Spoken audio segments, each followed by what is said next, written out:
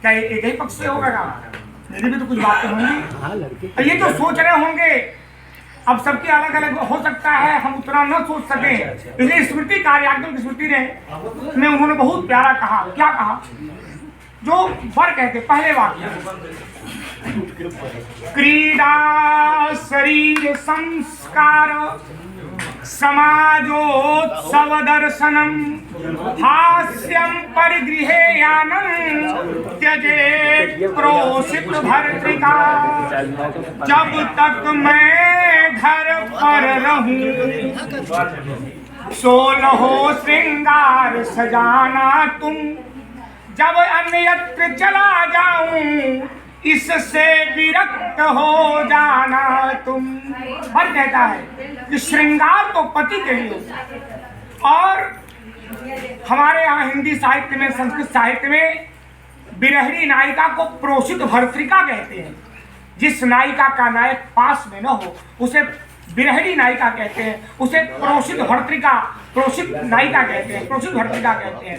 तो याज्ञवल्क्य की स्मृति में आया, उन्होंने कहा, पर कह रहा है जब तक मैं घर पे रहूं, मैं घर पे हूं तो खूब आमोद प्रमोद करो, खूब श्रृंगार करो, क्योंकि मेरे लिए ही तो करना है। लेकिन अगर मैं घर पे नहीं हूं अथवा तुम्हारे पास नहीं हूं तो तुम्हारे श्रृंगार में पूर्णतया मर्यादा होनी चाहिए। और बस श्रृंगार हो, सीमित श्रृंगार हो, मर्यादित श्रृंगार हो, क्योंकि तुम्हारा श्रृंगार तो केवल मेरे लिए होना चाहिए। दूसरे वाक्य में वर कहता है, विष्णुर्वैश्वानरः साक्षी ब्राह्मण ज्ञाति बांधवाः पंचमं ध्रुवमालोक्य साक्षी त्वं ममागताः। भगवान विष्णु कलश में, ये जो हमारा तुम्हारा विवाह हो रहा है, इस विवाह के 5 साक्षी हैं। कौन कौन? भगवान विष्णु कलश के रूप में, अग्निदेव जिनमें आहुति पड़ी है, विष्णु वैश्वानर साक्षी, दोनों पक्ष के ब्राह्मण और सुयाती भाई बांधव और पंचम ध्रुव तारा है। इन 5 का तुम्हें जीवन पर्यंत सदा सर्वदा सम्मान करना होगा। इन 5 की मान मर्यादा की रक्षा करनी होगी। अग्नि का सेवन करके अग्नि के में भोजन पकाना होगा, धर्म रूप जीवन चलना होगा, दोनों ब्राह्मणों का और सुजाति भाई बहनों का खूब सम्मान करना होगा। और तीसरे वाक्य में जो कन्या के वर कहता है बहुत महत्व का है। क्या कहता है? तव चित्तम मम चित्ते वाचा वाच्यन्न लोपयेत् व्रते में सर्वदा देयम हृदयस्थम वरानने। मेरे समान तेरा चित्त हो, कभी बात उल्लंघन मत करना, पूजा नेम सभी करना, पर ध्यान हृदय पति का रखना। तब चित्तम मम चित्ते वाचा वाचन लोपये। हमारा तुम्हारा जो चित्त है ना, जो मन है, वो एक रूप हो जाए, चिंतन करने की शक्ति एक जगह स्थिर हो जाए।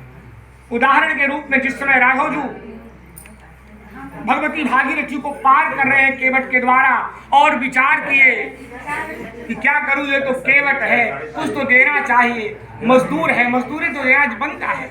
और भगवान अपने हाथ को देखे तो हमारे हाथ में कुछ है ही नहीं। मैया जानकी नहीं प्रभु, आपके उस हाथ में भले न हो,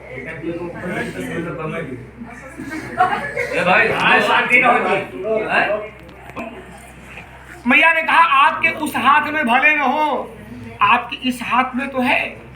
भगवान ने कहा वो भी हाथ मेरा है। मैया ने कहा सरकार, मेरे पिताजी ने पूरा शरीर का दान किया, तो क्या हाथ शरीर से अलग है? तो बिना कहे न भगवान ने कहा है कुछ नहीं, बस मैया उतार करके मुरली को दे दी है। सिया पिया की जान निहारी, मणि मुदरी मन मुदित उतारी। एक रूपता होनी चाहिए, मेरे हमारे तुम्हारे चित्त में एक रूपता होनी चाहिए। और चौथे वाक्य में जो वर कहता है, मम तुष्टिश्च कर्तव्या बंधूनां भक्तिरादरात् ममाज्ञा परिपाल्यैषा पातिव्रत परायणे। इस एक वाक्य में 3 वाक्य है। पहला क्या? मम तुष्टिश्च कर्तव्या, कार्य वही करना जिससे मुझे संतुष्टि हो। दूसरा, बंधु नाम भक्ति राजरात, मेरे माता पिता भाई बांधव का खूब सम्मान सत्कार करना होगा।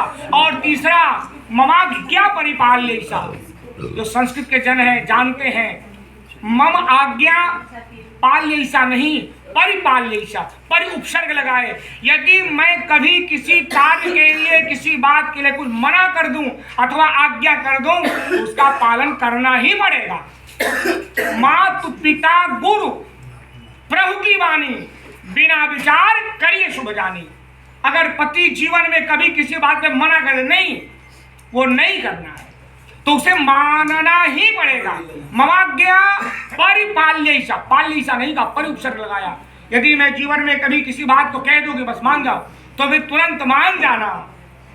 उस समय रेखा का उल्लंघन नहीं होना चाहिए। और 5वें वाक्य में जो वर कहता है बहुत महत्व का है। क्या?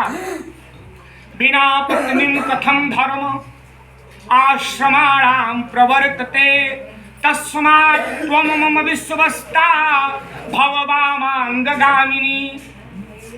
बिना पत्नी के कोई धर्म नहीं होता, क्योंकि जो हमारे यहाँ 4 आश्रम हैं, ब्रह्मचर्य आश्रम, गृहस्थ आश्रम, वानप्रस्थ और सन्यास। ये जो 3 आश्रम है, चाहे ब्रह्मचारी हो, वानप्रस्थी हो या सन्यासी हो, जितने भी संत महंत हैं वो सभी इसी गृहस्थ पर ही निर्भर है। क्योंकि लोगों ने कहा कि अगर संत नहीं होते तो इन गृहस्थों को शिक्षा कौन देता? तो एक ने कहा महाराज बात तो सही है, लेकिन हम गृहस्थ नहीं होते तो आप संतों को भिक्षा कौन देता? उस गृहस्थी का सार क्या है? गृहिणी है। और बड़े कहता है बिना पत्नी के कोई धर्म नहीं होता, इसलिए ध्यान पूर्वक, संयम पूर्वक, व्रत पूर्वक मर्यादा का पालन करना, क्योंकि तुम्हारे बिना धर्म नहीं चलेगा। तो क्या करना होगा महाराज? कहती मम विश्वस्ता भव। हमारे यहाँ देखिए सुग्गा का पूजा, सुग्गा है। सुग्गा का क्या प्रतीक है? सुग्गा का विशेषता है जितना सुनता है उतना ही बोलता है, जो सीखता है उतना ही बोलता है, और मिर्चा खा करके भी मीठा बोलता है। वो भर कहता है कि ध्यान रखना, हमारे यहाँ आओगी, कुछ विषमताएं हो अगर परिवार में, उसे मिर्चा समझ के खा लेना, लेकिन बोलना मीठा मीठा। और हाँ, वही बोलना जो सीख करके आई हो, जो पंडित जी ने, आचार्य जी ने, गुरु जी ने जो बताया है, जो सिखाया है, उसी अनुसार बोलना। हमारे यहाँ चकरी का पूजन होता है। चकरी यही विश्वस्ता। चकरी में 2 पाटा है, 2 पत्थर, ये किसी काम के नहीं, लेकिन इसी 2 पाटा में एक कील लगा है। उसी कील को केंद्र बना करके एक पटरा घूम रहा है, एक पाथर, और डाल को दल दे रहा है। ये कील क्या है? ये विश्वास है, यही विश्वास है।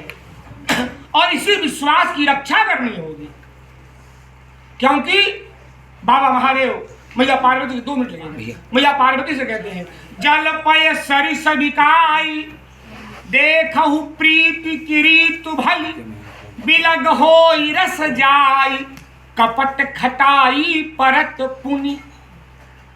जल में पड़ा हुआ, दूध में पड़ा हुआ जल भी उसी का भाव बिक जाता है। जैसे बेटा डॉक्टर हो तो बहू डॉक्टराइन हो जाती है, कोई सर्टिफिकेट थोड़ी पूछता है।